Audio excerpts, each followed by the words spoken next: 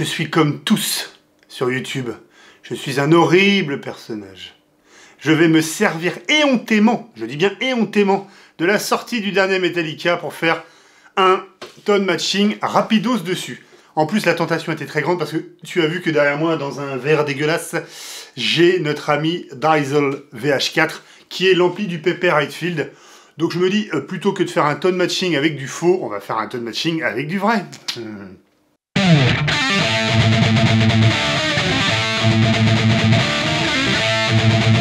Oui, effectivement, tu vois, c'était pas prévu, les gars, ils ont sorti un single, tout le monde va dessus, je me suis dit, allez, c'est le moment ou jamais, j'y vais aussi. Sauf que par rapport aux autres, je vais juste un petit peu faire, on va se faire une petite analyse, je vais vous dire mon ressenti, mais on va quand même se faire un tone matching. Donc, la guitare, bah, j'ai pris celle-là, hein, la jaune Petouchi. J'ai pas de gratte en EMG accordée en standard, voilà, enfin, j'en ai même pas en EMG 81, mais bon, on s'en fout. Et surtout, ce qui va être intéressant, c'est de se servir du Diesel. Le diesel. Alors, le diesel, comment rapidos on fait un tour? Je ferai un truc dessus en entier, mais pour l'instant, on a un son clair le plus droit possible. Ça nous intéresse pas. On a un... ce qu'ils appellent un son crunch, quoi, tu vois, voilà. Qui est vraiment... tu peux pousser le gain pour avoir du...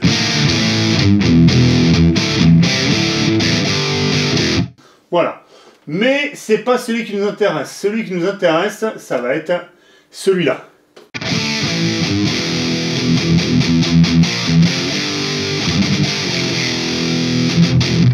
Voilà, et il reste un dernier canal, le canal plus lead.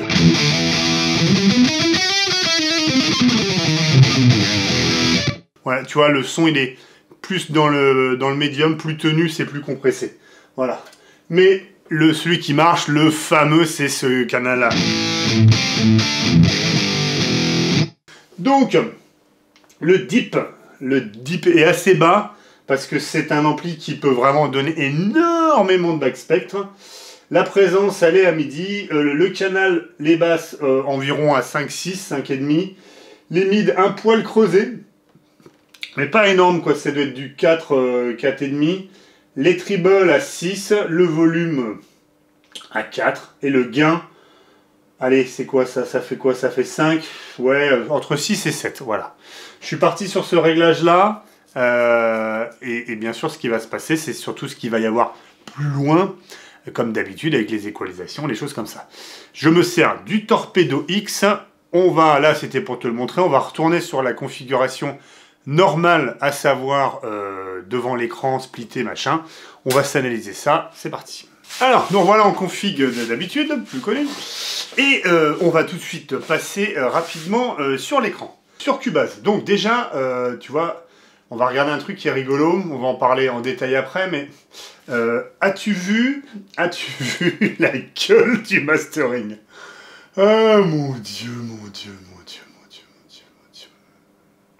Ici, ce Metallica, ils arrêteront jamais avec ça. Regarde-moi ça. Il n'y a pas une putain de dynamique. Voilà. Toute crête. Regarde ici, là, on va regarder là où il y a voilà. Regarde-moi ça. Regarde-moi ça, la putain de sa mère. Excuse-moi, je suis vulgaire. Hein. Ça, voilà, ça c'est de la saturation. Donc voilà, donc on a comme d'habitude avec Metallica, un mastering abusé, écrasé, over-compressé. Je paierais cher pour écouter le mix avant le master. Ça doit être super large, ça doit être hyper intéressant, les grattes, elles doivent respirer. Là, ils arrivent au master, ils vont chez Jean-Michel Rouleau Compresseur, ils passent ça, donc comme quand tu compresses tout, la stéréo, elle redevient comme ça, tout est écrasé, il n'y a que les attaques de la batterie qui passent devant. Alors, ça flatte l'ego du petit batteur pas très doué, mais bon, c'est chiant. Franchement, c'est chiant parce que ça sonne pas, il y a eu ce Death Mechanical, Death Mechanic ou Death Magnetic. Death Magnetic qui est connu pour être peut-être le pire son d'album, enfin ils ont l'habitude, hein, parce qu'avec Satanger. Alors là, le son, il est bon, c'est pas le problème, mais c'est trop compressé. Voilà, c'est beaucoup trop compressé. Ça le fait pas. Franchement, ça le fait pas. Surtout que ce genre de truc-là, je sais pas, YouTube, de l'autre côté, doit normaliser pour que ça passe. Enfin bon, bref. Caca. Alors, J'ai extrait, on va pas se l'écouter, mais j'ai extrait juste un petit morceau de gratte pour qu'on entende le son de la gratte tout seul. Donc j'ai pris un tout petit morceau, celui que tu vois en bleu là, et plus après le solo, il y a un morceau plus long. Donc j'ai un peu bricolé pour avoir le son.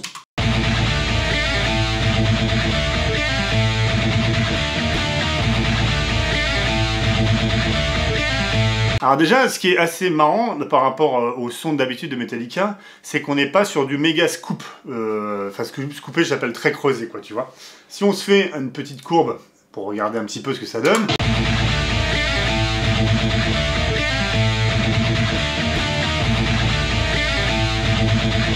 Voilà. Considère que ce qu'il y a ici, en dessous 80, ça doit être le reste de la basse qui reste derrière, comme ça. Mais voilà...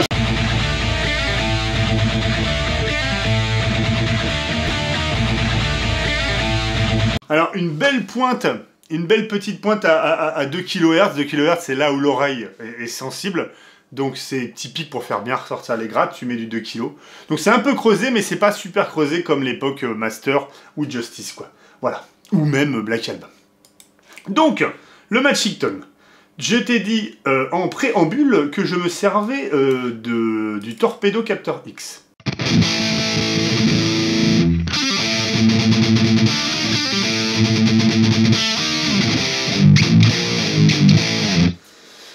Ça, c'est le labo V30 qu'il y a dedans de base. Je vais pas me servir des câbles qu'il y a dans Torpedo. Ils sont bien...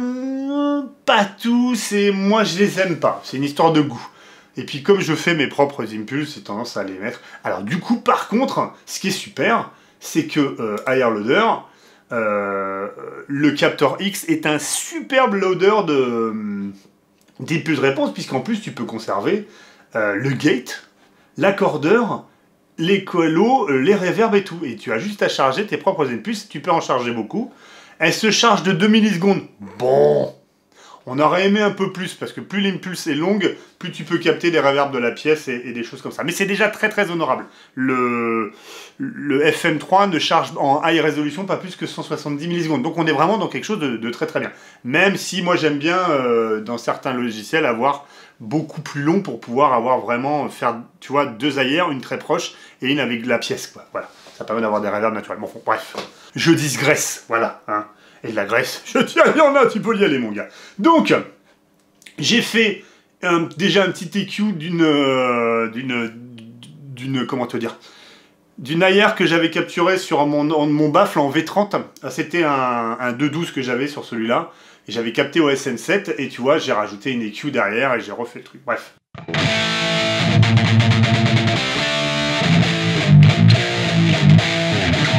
Il n'y a pas grand-chose de spécial sur ce son, si tu écoutes bien, il est relativement simple, hein.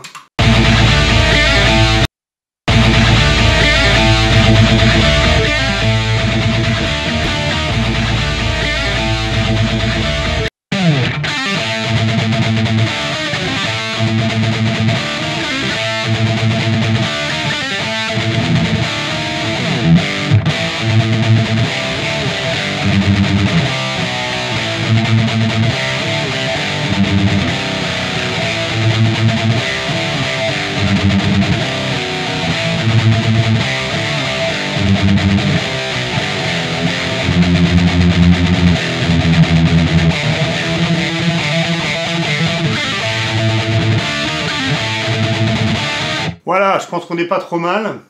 Encore une fois, j'ai moins de contrôle sur un vrai ampli, tu vois, je peux moins jouer que sur le FM3.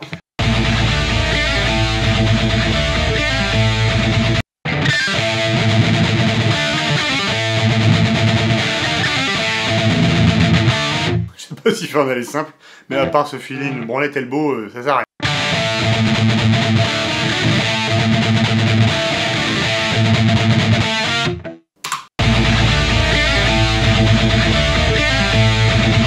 N'oublie pas que ce qu'il y a dans le bas du spectre, attends, je vais le virer. Ce qu'il y a dans le bas du spectre, c'est le reste de la basse qui est bon. Donc on va se couper ça, voilà.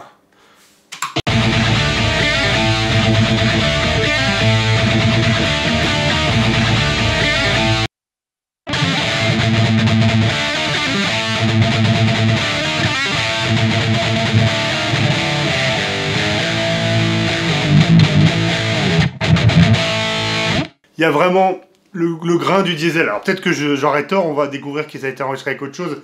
Mais enfin, tu reconnais.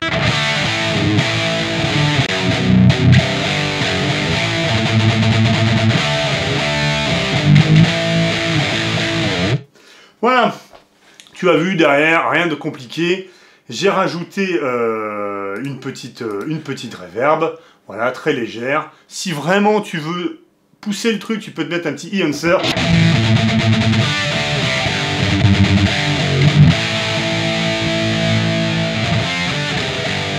Pour un peu recréer le son. Parce que si tu as, je suis moins compressé automatiquement. Moi, j'ai pas de compresseur, alors que là, comme je t'ai dit, le volume, la guitare a été méga compressée. Donc j'ai automatiquement moins de compression. Je pourrais le reproduire. Les enhancers, ça peut faire un peu l'effet, même s'il faudrait foutre des compresseurs et des choses comme ça. Bref, je pense qu'on n'est pas trop mal. Hein. C'était histoire de s'amuser avec ça sur mon petit format là, de Matching Tone. T'oublie pas de t'abonner, vous êtes encore plus de 70% sur la dernière vidéo à regarder et pas être abonné. Donc voilà, alors, je vais donner rapidos ma petite avis, c'est-à-dire que, comme disait l'inspecteur Harry, un avis c'est comme les trous du cul, tout le monde en a un, donc c'est le moment de te montrer le mien. Qu'est-ce que je pense du single de Metallica? Je sais pas.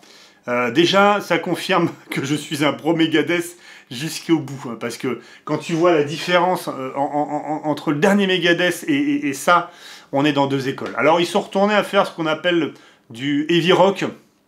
C'est peut-être pas plus mal quand t'es rincé, c'est peut-être pas génial de courir après des tempos qui sont pas accessibles et des choses comme ça. L'album, enfin le single là, c'est hyper édité, c'est trop carré, ça bouge pas d'un centimètre, il n'y a pas de vie là-dedans. Hein, ça doit être collé au grid à mort. Donc ça, c'est pas terrible, mais c'est dans l'air du temps. Donc Metallica veut sonner moderne. Mais c'est dommage parce que quand on est un si gros groupe, on a peut-être une chance d'amener les gens ailleurs. C'est-à-dire que si un jeune groupe arrive avec un son d'album un peu vintage, c'est pas gagné que ça passe, on va les critiquer. Eux, ils pourraient se permettre de revenir avec un vieux son et même une dynamique différente, ou même mixé même différemment, un peu naturel, un peu pris dans la pièce, ou des choses comme ça. Les gens, même s'ils sont pas fans, de leur stature, ils pourraient amener à repenser le mix. Non, au lieu de ça, ils ont fait vraiment un mix, tout ce qu'on peut plus de bateau de maintenant. Voilà, la batterie, elle est trop devant, elle est chimique, ça doit être édité dans tous les sens. Les guitares sont pas mal, voilà. Le riff, il a pleuré de conneries, quoi. Enfin, je veux dire... Enfin, c'est un truc comme ça, voilà, tu vois. Bon... Puis c'est comme... Le riff, il fait une mesure, quoi. Je sais pas, il y a peut-être moyen de faire... Tu vois, un truc qui fait que ça tourne au moins sur 2 mesures. C'est... Voilà, bon, après...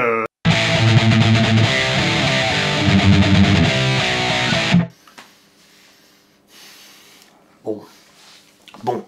La voix de James, elle est géniale. Le solo... Oh, je vais être méchant avec ce pauvre Kirk. Au moins, il a pas mis de wah-wah, je crois. Bon, de début, bon, on sent que les coups de médiator, si on décompose, c'est pas forcément, on est plus dans le strill que dans le gratté. Oh, il y a toujours ces petites... Voilà.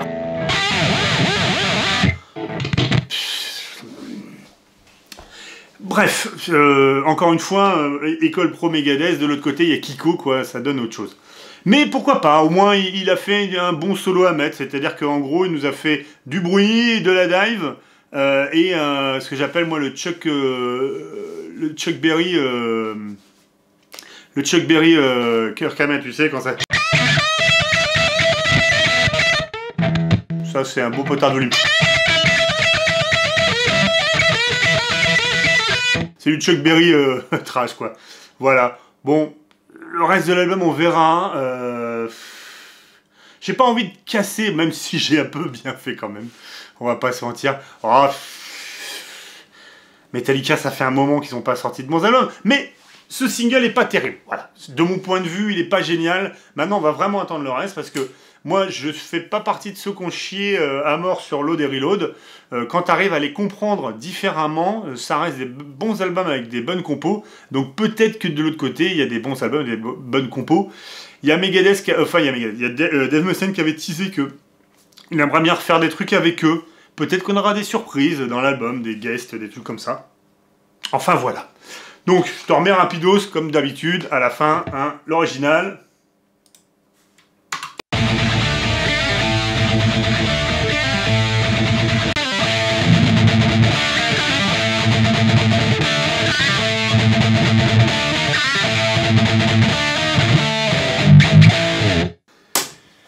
Et comme je suis un mec sympa, je vais te laisser un mail. Tu me envoies un petit mail en me demandant gentiment, poliment, avec un petit bisou, et je t'enverrai si tu veux l'impulse réponse de ça. Alors t'auras pas forcément le même son exactement, parce que si t'as pas le diesel, ça sera pas exactement, mais ça fera toujours une impulse réponse gratos. Je suis comme ça, je suis dans le partage,